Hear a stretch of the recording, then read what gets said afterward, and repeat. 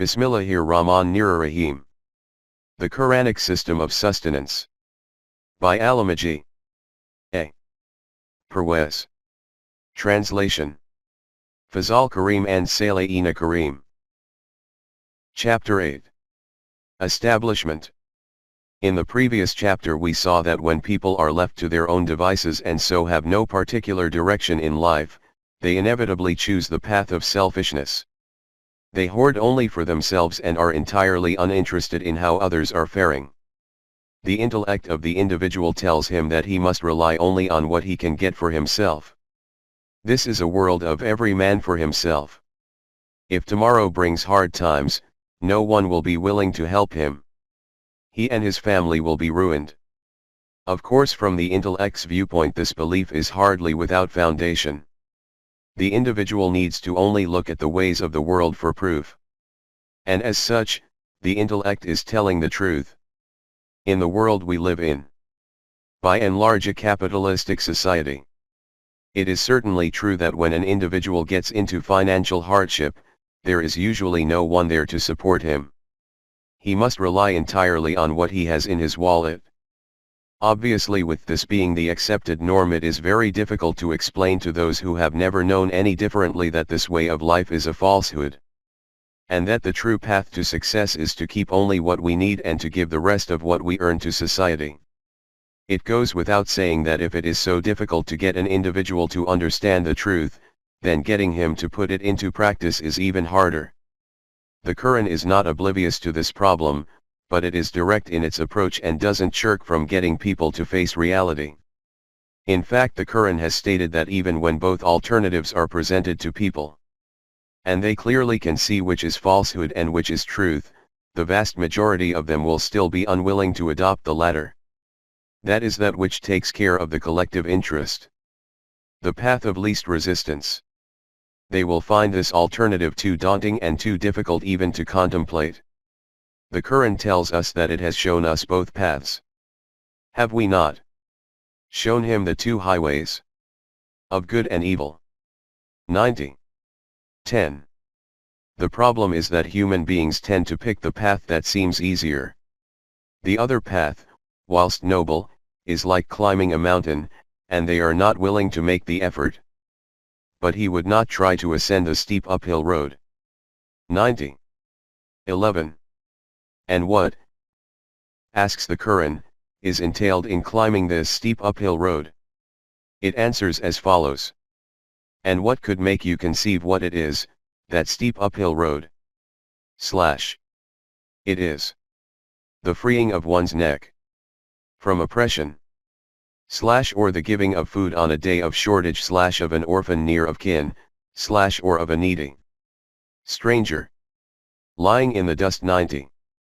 12 to 16.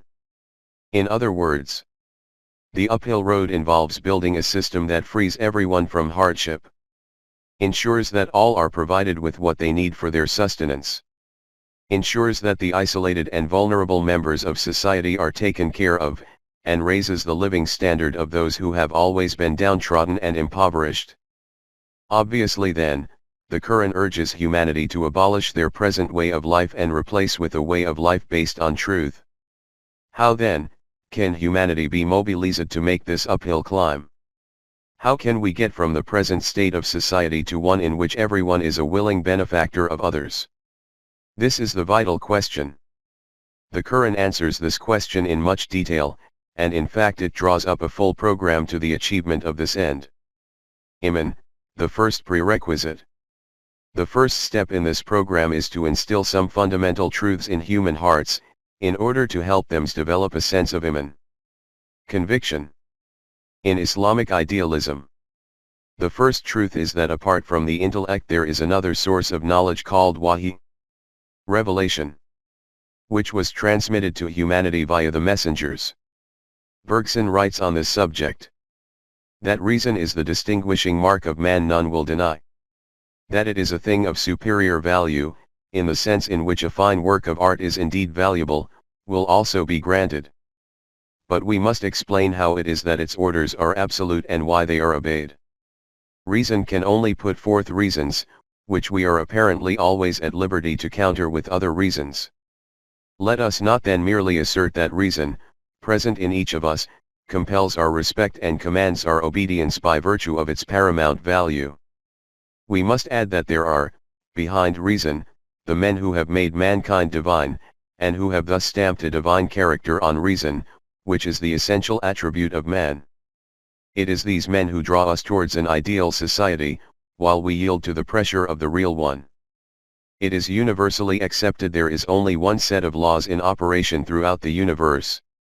Therefore it naturally follows that the same law of Rububiyyah which is in operation in the natural universe is applicable to the human equation as well, and so this is the only one we should adopt. Humanity can never prosper with the adoption of any other law. This oneness of law ultimately means that there is but one creator. It follows that one creator will bring out one creation, and this in turn means that humanity is also one single family. The Quran has placed enormous emphasis on this fact, which forms the very foundation of the law of Rububiyyah. It tells us that the whole of humanity originates from a single cell. It is He who has created you all out of one living entity. 189. The various nations of humanity are mere branches of the same tree. They belong to one brotherhood, and indeed are one organism. Therefore humanity should learn to advance and progress as one, leaving none behind. The creation of you all and the raising up of you all is but like the creation and raising up of a single soul. 28. It is only selfish desires that have resulted in the division of humanity. The mission statement of Wahi is to eliminate these differences and restore the oneness of humanity. All humanity was once one single community too. 213. The way to unite humanity is to adopt the divine, universal law of Rububiyyah as our ideal. The ultimate mission of each messenger was to unite humanity with this ideal, beginning by bringing together his own people as one united ummah. The oneness of humanity is a self-evident truth, and the whole world was bound to accept it eventually. We could provide hundreds of references from Western scholars on this matter, but we will look instead at the most recent official proclamation of this fact. In 1950, UNESCO resolved to initiate a program for disseminating information designed to remove what is generally known as racial prejudice. Its Department of Social Sciences formed a committee comprising a number of international experts from various fields of the human sciences, and tasked them with writing a report detailing their combined research on humanity as a race. In their report, dated 1952, they stated, "Scientists are generally agreed that all men belong to a single species, Homo sapiens, and are derived from a common stock. The aim of the Quran is to make humans realize this fundamental fact and universally accept it. Furthermore, human life is not solely connected with the physical body and this world. It continues after physical death. Hence it is imperative that we develop the human self as well as the human body, because immortality can only be achieved with the development of a balanced personality. In order to develop a balanced personality, we must accept that there is no action without reaction. In accordance with the law of requital, everything we do has a consequence, and this will manifest itself whether sooner or later. Of course the law of cause and effect is already accepted in science.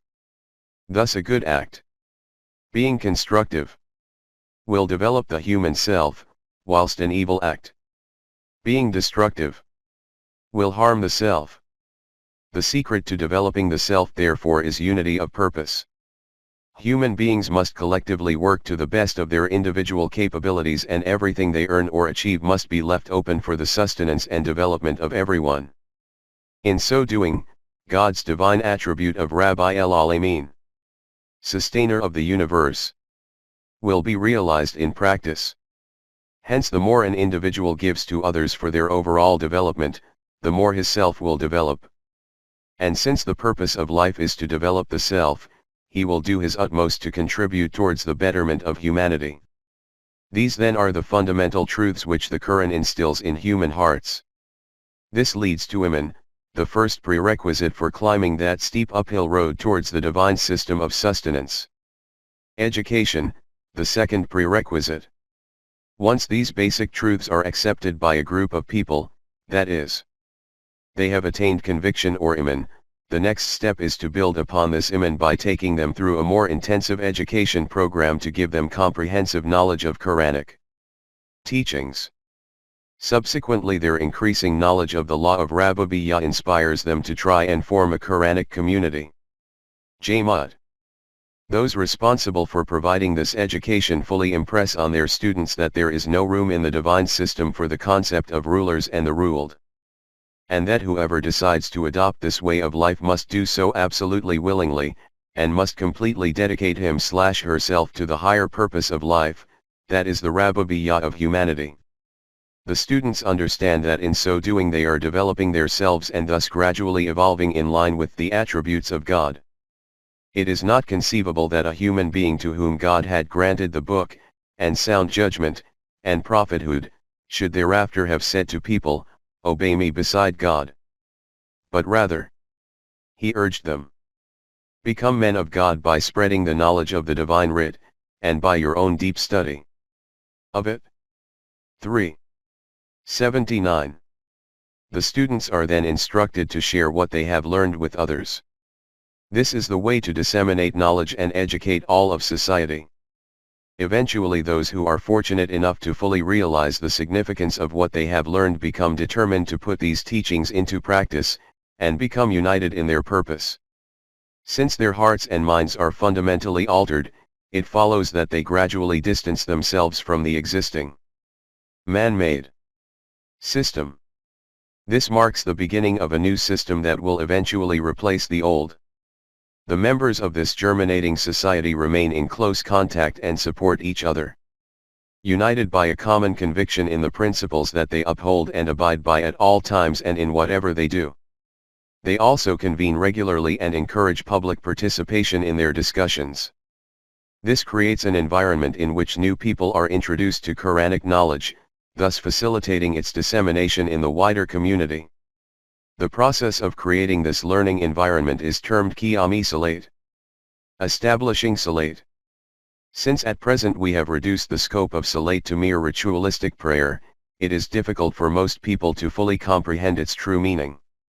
As a result, we tend to find the Quranic phrase Qiyami Salat inaccurately translated as establish prayers.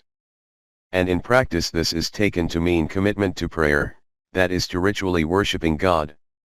Most people today cannot see what worship has to do with socio-economic affairs, and justly so.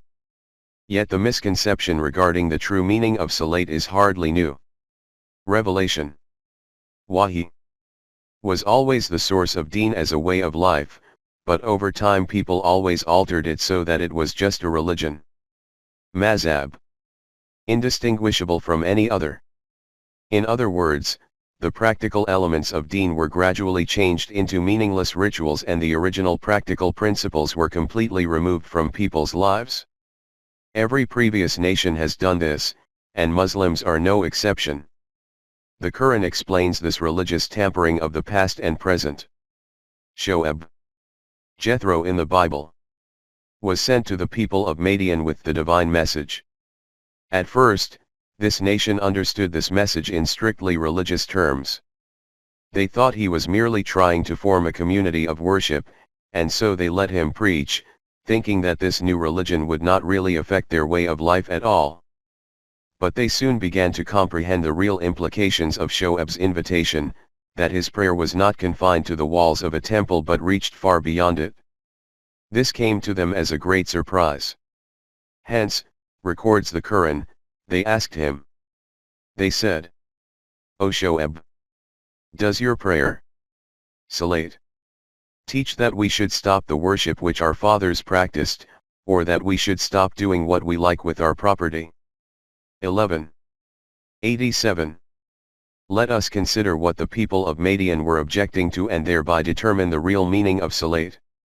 They were saying, "We thought you were teaching a form of worship, but your Salat is very strange. It tells us that we are not allowed to do what we like with our property and wealth. But what has worship got to do with economy?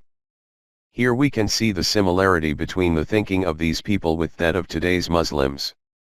Both are treating salat as worship. At any rate, to establish a divine system of Rububiyyah, the second prerequisite after Iman is to create a mindset in people who will then become dedicated to their purpose at all times. Whether standing, sitting, or lying down on their sides. 3. 191, 4. 103. In Quranic terms this is Qiyami Salat. The Arabic word sala means to closely follow the law of God. Masali refers to a horse which runs almost alongside the first horse in a race, but never overtakes it. Therefore the full meaning of Qiyami Salat is to establish a society in which every individual closely follows the laws of God. That is a society in which everyone complies with the divine system of sustenance. Note that congregations of prayer are also a part of the Qiyami Salat. However, the system of Salat is not merely about forming prayer congregations. It encompasses everything in the life of a mu'min, person of conviction. Establishing Salat and Zakat. Salat and Rububiyyah have a close interconnected relationship. For this reason the Quran frequently refers to establishing Salat and Zakat together. The phrase constant in prayer, and give in charity. Traditional translation. Appears numerous times in the Quran. The difficulty, however, is that just as we have reduced the meaning of Salat to mere ritual worship, we have reduced the meaning of Zakat to charity. Thus a given individual can hoard as much wealth as he pleases, as long as he gives 2.5% of his annual earnings to charity. Yet Zakat actually means growth, and so giving Zakat really means provide the means of sustenance. Now we can see the real meaning of the phrases establishing Salat and giving Zakat. Together they mean the creation of a society in which every individual 1. Has the permanent values, fundamental truths outlined above, instilled in his mind. 2. Is completely dedicated to living in accordance with God's laws, and 3. Freely chooses to make the provision of sustenance to others his highest priority. The Quran reveals the inevitable outcome of establishing such a society, when it states, Salat restrains humans from self-deceiving, munkar, and unjust. Fasha. 153 Deeds 29. 45. The Quran is thus telling us that following the program of Salat will help us avoid miserliness, fasha, and to restrain the self-deluding tendency of the intellect which encourages us to hoard in the first place, munkar. Once these behaviors have been eliminated, the people will endeavor instead to give zakat. Arabic. Ita'i zakat, that is, provide all means of sustenance to society, and not just a certain fixed rate. Hence Qiyami Salat. Establishing Salat changes the mindset of a society, bringing about an intellectual revolution. This means that the individual subordinates his self-interest in light of permanent values. We have already seen, as the Quran tells us, that when people are left to their own devices, they will try to usurp all means of resources, and their hunger for more is insatiable. As a result, they hoard their wealth and lock it away, and amass wealth, and thereupon withhold it from their fellow men. Indeed, man is born with a restless disposition. That is, his hunger is insatiable. 70. 18-19. When times are difficult and they lose their wealth for whatever reason, people complain and feel sorry for themselves. And when they have plenty, they tend to hoard and tie up their wealth in investments that benefit no one but themselves. As a rule, whenever misfortune touches him, he is filled with self-pity. And whenever good fortune comes to him, he selfishly withholds it from others. 70. 19-21. The Quran offers a single remedy for this mentality, and that is to establish Salat. It states that miserliness is a common trait in human beings, but when they establish a system of salate, then this mentality is soon eradicated. Those who are steadfast in their salate 70. 23.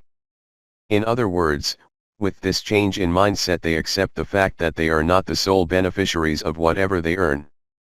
Every needy and underprivileged member of society has a right to that wealth as well. And those in whose wealth is a recognized right. That is those who know that their wealth is not only for their own use, but for others as well. For the needy. Who asks and him who is prevented, for whatever reason, from asking. 70. 24-5. So what is the nature of the psychological change that is brought about through salate? And in light of the Quran, who are the Muslimin? Praying ones. The praying ones. At another place in the Quran it is stated that the hellbound will be asked, "What crime did you commit to bring you here?" They will reply, "We were not praying ones, and we failed to provide for those who could not meet their needs." What led you into hellfire? They will say, "We were not of those who prayed." Muslimin. Nor were we of those who fed the indigent. 74. 42-4. See also 75. 31. The Quran also states that after giving human beings the faculties of intellect, sight and hearing, God also showed them the true way of life and then left it to them to decide whether to adopt it or reject it. We made him a being endowed with hearing and sight. Indeed, we have shown him the way. And it rests with him to prove himself either grateful or ungrateful. That is whether or not humans will adopt God's law, the only way by which to attain a state of abundance. Shakurun. 76. 2-3. The Quran also tells that if we stray from the true path, then we will lose our liberties and our opportunities to grow in life will dry up like a stream. Our horizons will be greatly limited, and the self will cease to develop. Thus the price for rejecting the truth and choosing to oppress the weak is hellfire.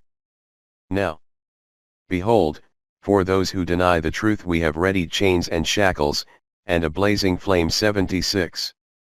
4. Conversely, those who choose to adopt the truth will broaden their horizons. They will lead rich fulfilled lives, and there will be no limits as to what they can achieve. Such people are termed abrar in the Quran. The word abrar means literally vast, or open in the sense implying freedom, though it is usually rendered in Quran translations as righteous or pious. Born of the heart. These pious people will take a drink that will give them peace and bliss. That is, they will be rewarded for having adopted the law of God. The Quran describes the state in metaphor. The truly virtuous shall drink from a cup flavored with the calyx of sweet-smelling flowers. 76. 5. So what is the source of this drink? It is the human heart itself, the place where the permanent values were instilled, and from which flowed the good deeds that benefited humanity. A fountain where the devotees of God do drink, making it flow in everlasting abundance. 76. 6. This system will not have been forced on anyone. It will have been established by dedicated and willing individuals. They are ones who willingly fulfill their vows. 76. 7. They will realize that if they fail to establish a divine system, another society will be established in its place, one in which evil will become the norm, to the point that even good people who can see it for what it is will be unable to escape from it. And they fear a day whose evil flies far and wide. 76. 7. In order to try and prevent this outcome, the believers will voluntarily provide to the needy, the underprivileged, and the vulnerable. They will give food, however great be their own want of it, to the needy, and the orphan, and the captive. 76. 8. They will do all of this with no desire for thanks or reward, and with no thought of serving their self-interest. They will do this with the mindset: we feed you for the sake of God alone. We desire no recompense from you, nor thanks. 76. 9.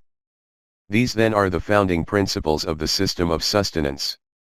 The system must be born of the heart, and it must be designed to benefit humanity. The people who undergo this dramatic psychological change are termed musalin, devotees or followers. Moving on, the Quran tells us that deen ultimately means the establishment of the divine system of Rububiyyah, and that the route to this establishment is salat. Therefore he who does not establish the divine system is effectively a rejecter of deen, traditionally known as an unbeliever. And whoever treats salat merely as a ritual prayer and yet fails to provide the means of sustenance to society will find that his prayer actually destroys him. The Quran states, "Have you ever considered the kind of man who belies the deen? Behold, it is this kind of man who pushes the orphan away and feels no urge to feed the needy woe, then, upon those devotees, musalli, who are knowingly neglectful of their salat 107, 1-5. These prayers become the cause of their destruction for psychological reasons. If they abandon salat altogether, in whatever form, then at least they might feel that their failures as a society are due to the fact that they have abandoned their religious duty and forgotten God. But if they believe that salat is a ritual prayer, and they themselves pray regularly, then they are deluded. Evidently they believe that the ills in their society are down to something other than a neglect of salat. These are the type of devotees who fail to see that their understanding of salat is not really salat at all. What type of salat actually reduces the sustenance of humanity? Those who want only to be seen as good people in the community, but refuse to meet others' needs of sustenance. 107. 6-7. According to the Quran, one peculiar feature of the Mu'min is their dedication to actively meeting the needs of others. They are active in deeds of zakat, that is fulfilling the needs of all. 23. 4. We can see here how the Quran has clarified the meaning of giving zakat. It has placed the word in context of a program of action. It is the duty of the believers to set it up. This is the very raison d'etre of the mu'minin. Those are the ones who, if we firmly establish them on earth, will establish salat, and give zakat. 22. 41. See also 20. 55. There are a couple of points here that we should also consider.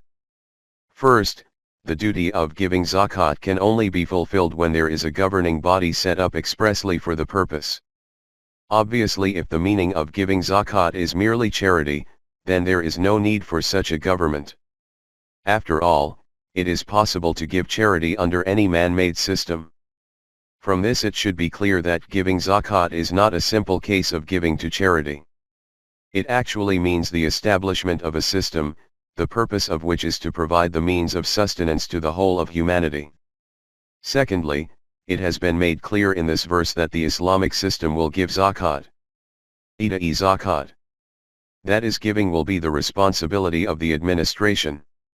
Therefore the general notion that the Islamic government collects zakat from the people is at odds with the Quranic concept of zakat. In fact, the Quran tells us that the system is designed to give to the people, not to take from the people.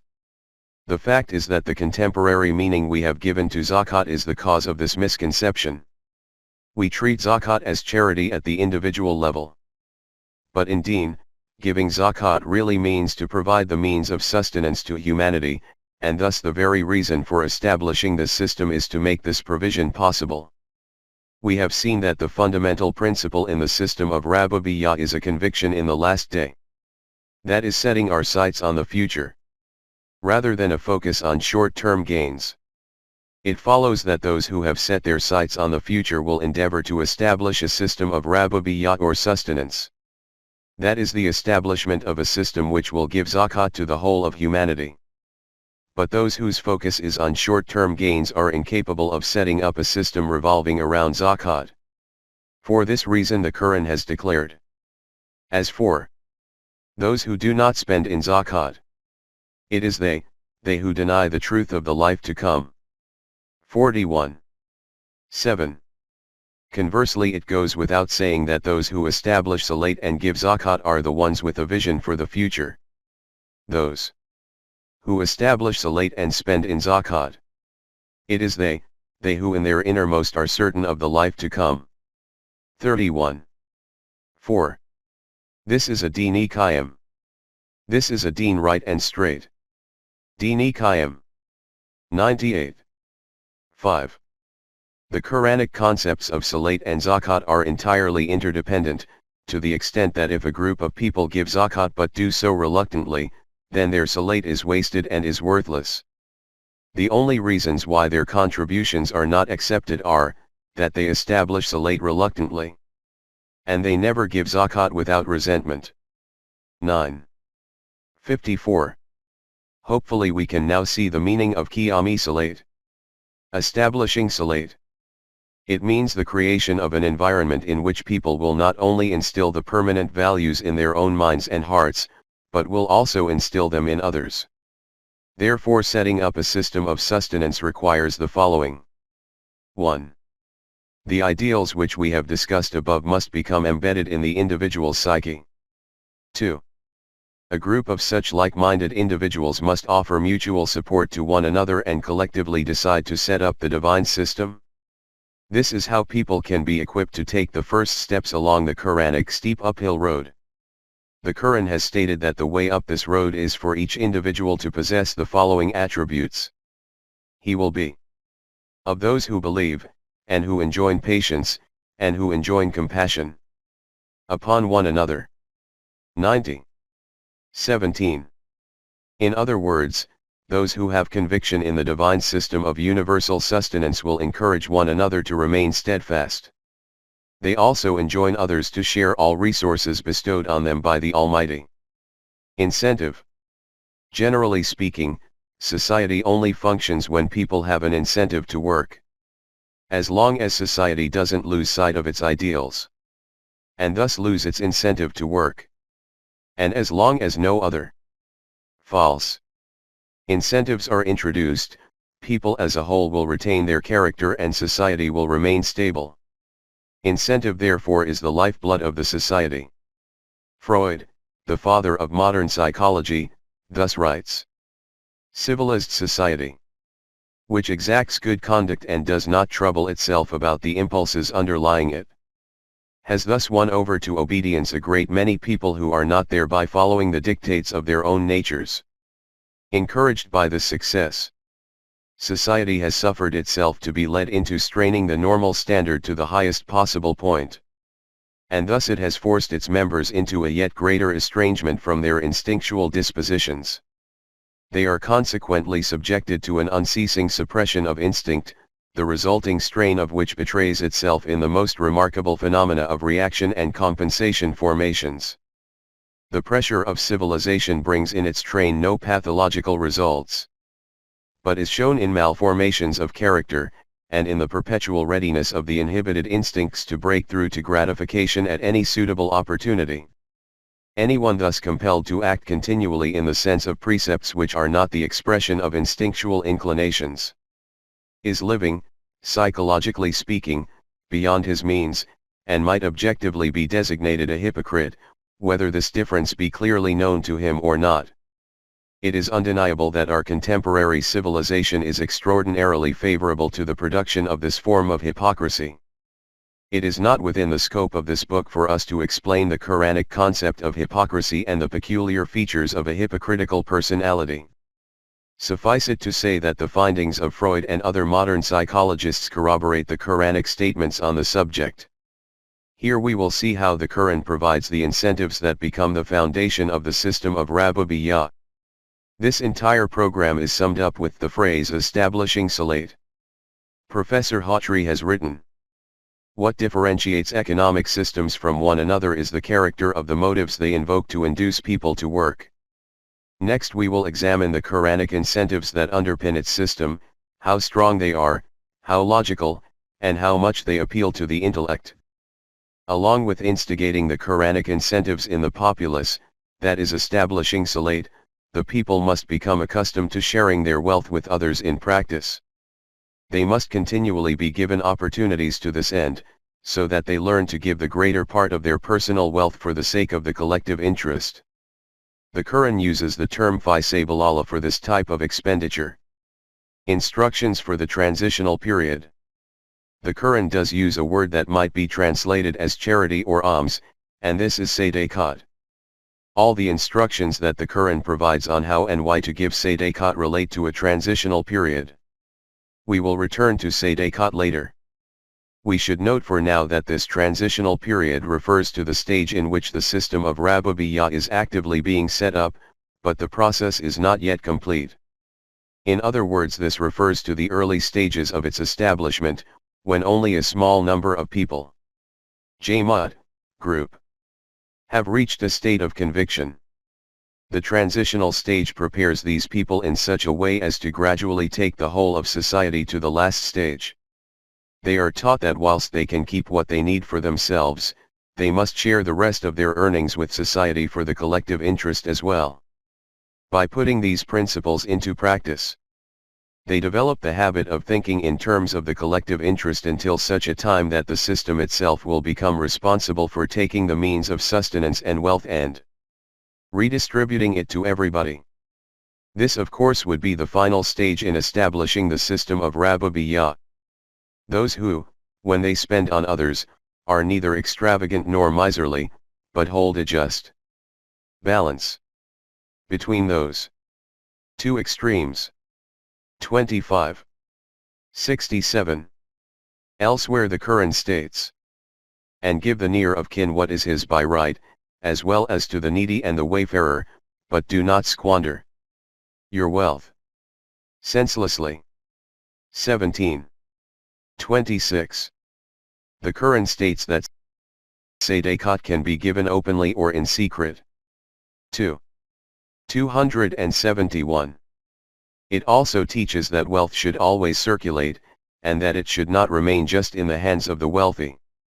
The wealth is to be given to God, so that it may not be a benefit circulating among those of you who are already rich. 59. 7. At another place in the Quran we are told the consequences of allowing the hoarding of wealth. Say, if it be that your fathers, your sons, your brothers, your mates, or your kindred, the wealth that you have gained, the commerce in which you fear a decline, or the properties in which you delight, are dearer to you than God, or His Messenger, or the striving in His cause, then wait until God brings about His decision. And God guides not the rebellious. 9. 24. We are also warned of the dangers of interest. Riba. As follows. Those who devour interest, riba, behave like someone whom the evil one has driven mad with his touch, for they say, trade is like interest, but God has permitted trade and forbidden interest. Those who become aware of their sustainers' warning and thereafter desist, shall be pardoned for the past, and it will be for God to judge. But those who repeat the offense are destined for the fire. They will abide therein forever. 2. 275. Looking more closely at the implications of these instructions, we can see that this Jamaat group will reach a state in which they no longer have a desire to acquire private property. No more private property. 1. There is no longer any question of the private ownership of land, because it has been said that all resources must be left open to everyone. 41. 10.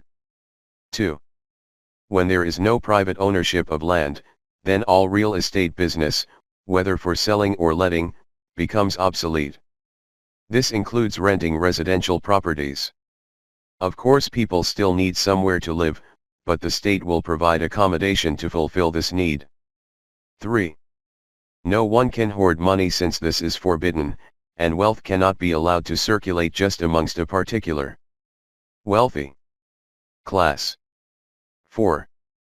People should not deliberately spend their surplus wealth on things that they don't really need, nor should they be miserly in order to try and save money. See verse 25. 67 cited earlier. 5. No one can charge interest, no matter how small the rate, on a loan. Under such circumstances, even if someone has surplus wealth, what can he use it for? It will actually become a burden to him, because the Quranic system will give him no opportunities to either keep or privately spend this surplus. It might be suggested that this money be invested in factories and commercial enterprise. This is all well and good, but what of the produce and the profit that comes from these businesses? We will return again to our problem of surplus wealth.